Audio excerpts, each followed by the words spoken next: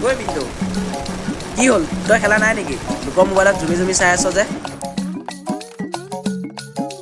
কি কৰে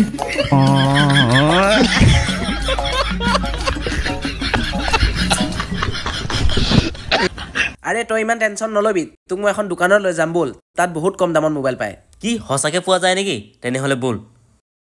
এইখনে দোকানখন বল পালোহি